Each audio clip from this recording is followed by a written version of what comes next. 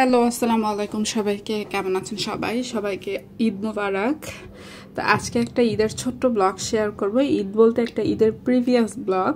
তো এই যে দেখেন, আমি চলে আসছি আমাদের বাসায়, মানে শনিয়াকড়া কাজলায় চলে আসছি। তো এটা হচ্ছে এই যে আমাদের এখানে ছোটোর থেকে আসলে দেখতে দেখতে বড় হওয়া।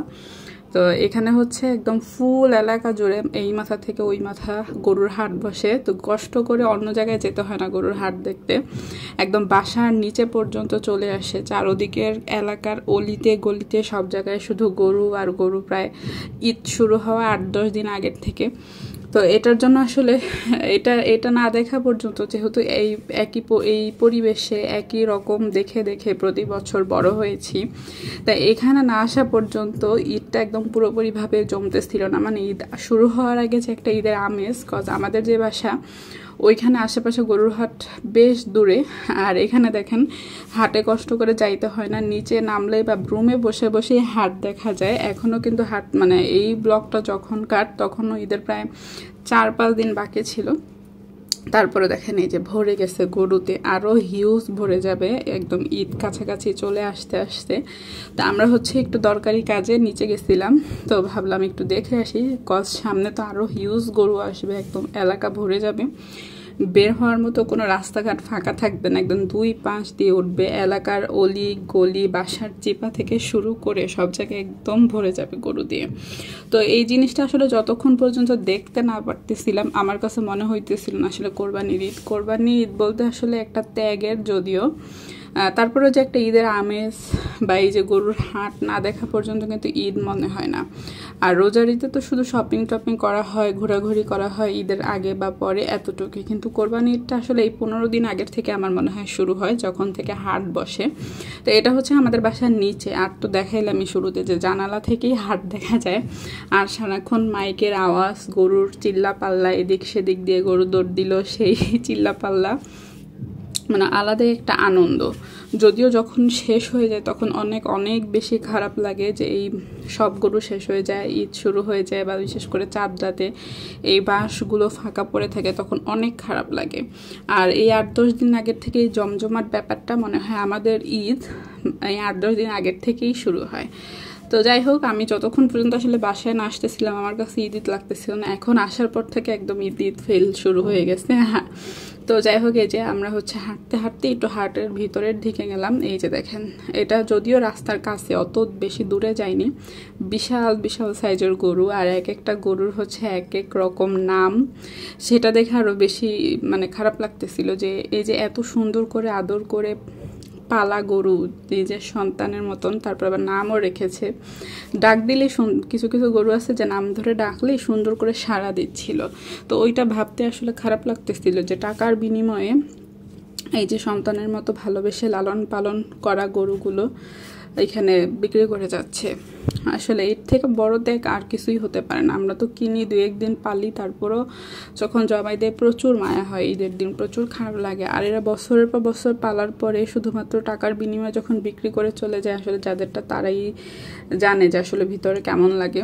ওরা বোবা প্রাণী হলেও কিন্তু আমাদের মতো ওদের অনুভূতি আছে, সবই আছে, শুধু কথা বলতে পারে না। যে এত সুন্দর করে যার যার গরুকে, মানে যেগুলো হচ্ছে বাসায় ফার্মের না, নিজেদের পালিত গরু, ডাকলে এত সুন্দর করে সাড়া দিচ্ছিল। এই যে দেখেন, ওনার গরু, ওর নাম হচ্ছে মনা। ও হচ্ছে খুবই লক্ষ্মী। আমরা যখনই গিয়ে দাঁড়াই উনি খুব সুন্দর করে আমাদের ডাকতেছিল ভিডিও করার জন্য। অনেকেই আছে যে ভিডিও করতে দেয় না বা ছবি তোলাটা পছন্দ করে না, কিন্তু উনি নিজের থেকে ডাকতেছিল আর ওনার গরুর সাথে পরিচয় করাতেছিল, বলতেছিল এই যে দেখেন আমার গরু খুব ভালো, খুব শান্ত, ওর নাম হচ্ছে মনা, ও ডাকলে সাড়া দেয়। তো ওনার এই গরুর প্রতি এত ভালোবাসা, এটাও দেখেন খুব শান্ত, বারবার মাথা পেতে দিচ্ছিল আদর করার জন্য। মানে এটা কিন্তু অন ক্যামেরা কতটুকু বোঝা যাইতেছে জানি না, এটা কিন্তু বিশাল সাইজের, প্রায় 8 থেকে 10 মনের একটা গরু, কিন্তু খুবই ভদ্র। নাম ধরে ডাকলে এত সুন্দর করে সাড়া দিচ্ছিল, তাকাচ্ছিল, মানে দেখেই অনেক বেশি মায়া লাগতেছিল। যে মনা নামটা একদম হার্টে লাগছে, যে ওরে কিছুদিন পর কোরবানি দিয়ে দিবে। তো দেখেন চুপচাপ কি সুন্দর শান্তশিষ্ট হয়ে বসে আছে। আর এই পাশে অনেক বড় বড় সাইজের গরু ছিল। দেন এই যে রাত্রেবেলা এসে খেতে বসে গেছি। ওই দিন আমরা আসছিলাম বিকালের দিকে, আমি আম্মুদের সাথে চলে আসছি। দেন এই যে রাত্রেবেলা খাওয়া দাওয়া, এখানে আলু ভর্তা ডিম ভাজি খেতে ইচ্ছে করছিল আমার খুব। আর এখানে হচ্ছে কাতল মাছ, আমি আসার আগে আমার আব্বু বিশাল সাইজের এক কাতল মাছ এনে রেখে দিছে, রিঠা মাছ এনে রেখে দিছে, এইটা সেটা।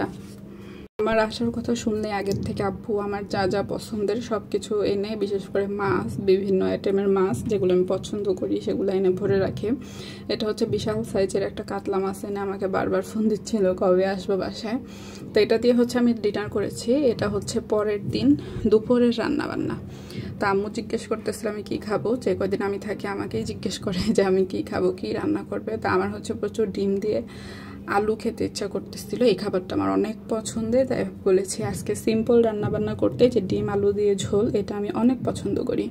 তারপরে এখানে রান্না করেছিল ছোট মাছ দিয়ে চচ্চড়ি করছিল ঝাল ঝাল করে। আর এটা হচ্ছে সবচেয়ে ফেভারিট, এটা হচ্ছে পাট শাক দিয়ে ডাল। এটা আমার খুবই পছন্দের। এই পর্যন্ত পাট শাকের সিজন শুরু হওয়ার পর থেকে এটা এখনও খাওয়া হয়নি, তাই আমি অনেক দিন ধরে ওয়েট করতেছিলাম কবে বাসায় আসবো আর আম্মুর হাতের এই পাট শাক দিয়ে ডাল খাবো। এটা হচ্ছে বোম্বে মরিচ সাথে নিয়ে খেতে আর মাছ ভাজা দিয়ে এই পাট শাকের ডালটা অনেক মজা লাগে। অনেকের সাথে হচ্ছে কাঁচা আম অ্যাড করে, কিন্তু এখন যেহেতু কাঁচা আমের সিজন শেষ হয়ে গেছে তাই কাঁচা আম অ্যাড করা হয় নাই। দেন এটা হচ্ছে ওই দিন সন্ধ্যাবেলা একটা পিৎজা অর্ডার করেছিলাম। আমাদের এখানকার এই যে লাইভ পিৎজা পার্ক সোনিয়াকড়া, এটা কম বেশি সবাই চিনে, অনেক ফেমাস। তো এখানকার পিৎজাটা হচ্ছে আমার অনেক পছন্দ, তাই অনেক বেশি একটু স্পাইসি পিৎজা খেতে ইচ্ছে করতেছিল। এটা হচ্ছে সুপ্রিম পিৎজা, আর এই পিৎজা সসটা আমার অনেক পছন্দের। তো এই যে এটা হচ্ছে অনলাইনে অর্ডার করে আনা হয়েছিল, টানতে একটু ঠান্ডা হয়ে গেছিল। তারপরে এই যে দেখেন রাত্রেবেলা 9:30 বাজে চা খাচ্ছি। আসলে বাপের বাড়ি এরকমই, যে যখন যেটা খুশি বসে বসে অর্ডার দেওয়া যায়, আর বিছানায় বসে বসে আসলে পাওয়া যায় কাজ করা ছাড়া। আর নিজের বাসায় তো সবই করে খেতে হয়।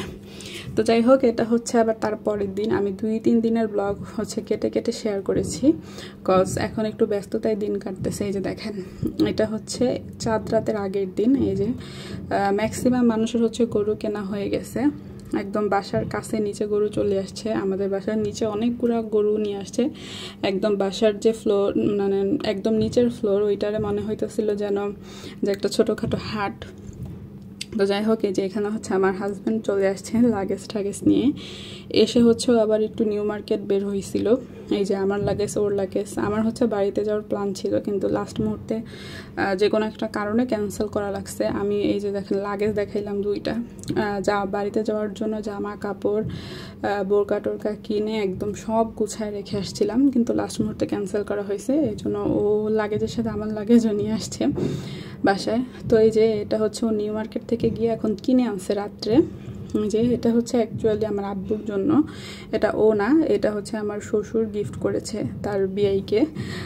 তো এই যে একটা হচ্ছে আমার আব্বুর আর একটা হচ্ছে আমার শ্বশুরের। এই যে এটা হচ্ছে আমার শ্বশুরের, আর যে হোয়াইট কালারটা ওইটা হচ্ছে আমার আব্বুর। আব্বুরটা হচ্ছে ফতুয়া আর শ্বশুরেরটা হচ্ছে শার্ট। আব্বু একটু ফতুয়া পরতে কমফোর্ট ফিল করে, এই জন্য। তো এটা হচ্ছে আমার শ্বশুরের পক্ষ থেকে আব্বুকে ঈদ গিফট, মানে সে তার বিয়েকে গিফট করেছে। আর এই তো এগুলা খুবই কমফোর্ট, খুবই সুন্দর ছিল কাপড়গুলা, খুবই মানে ইউজ করার জন্য কমফোর্ট এই গরমে। তো ওগুলো আমি গুছিয়ে রাখলাম। মানে ওর তো একবারে বেহাল অবস্থা হয়ে গেছে, এত দূর থেকে এসে আবার নিউ মার্কেট গিয়ে ব্যাক করতে করতে রাত অলমোস্ট 11টা বেজে গেছে। আর আমাদের বাসায় ওয়েট করতেছিল সবাই যে ও আসলে হাটে যাবে একসাথে। দেন হচ্ছে আমরা এখানে শর্মালাই খেয়েছিলাম। এই যে দেখেন, এটা খুবই মজা। উপরে দেখেন একদম শর্ট দিয়ে ভরপুর, একদম পারফেক্ট একটা শর্মালাই। এটা আমাদের বাসার সবার অনেক পছন্দ। তো এই যে এটা হচ্ছে একদম বরফ হয়েছিল, এখন তো গরমের সিজন, এই জন্য ওরা মনে হয় নষ্ট হওয়ার ভয়ে, যেহেতু অনেক মালাই দিয়ে ভরা, নষ্ট হওয়ার ভয়ে মনে হয় ডিপে ফ্রোজেন করে রেখে দেয়, এই জন্য একটু বরফ ছিল। দেন এই যে রাত্রেবেলা সবাই রেডি হয়ে বসে আছে, হাটে যাবে। আর এই যে ওর হচ্ছে কোনো ক্লান্তি নেই, আসছে সে আমাদের বাসা থেকে এত দূর থেকে, তারপরে এসে আবার নিউ মার্কেট গেছে। এখন এই যে অলমোস্ট 12টা বাজে, জাস্ট এসে কয়টা নাকে মুখে খাইছে। দেখেন এই যে এগুলো হচ্ছে হাটে যাওয়ার সদস্য। একটা আঙ্কেল আসছিল, আব্বুর ফ্রেন্ড, আর এখানে হচ্ছে ও, আব্বু, ঐশী, আম্মু, এটা সবাই মিলে রাত্রে 12টা বাজে হাটে গিয়েছিল গরু দেখার জন্য। এটা হচ্ছে চাঁদ রাতের আগের দিন, আসছিল 3টা বাজে রাত্রে। তো আজকে এতটুকুই, টাটা।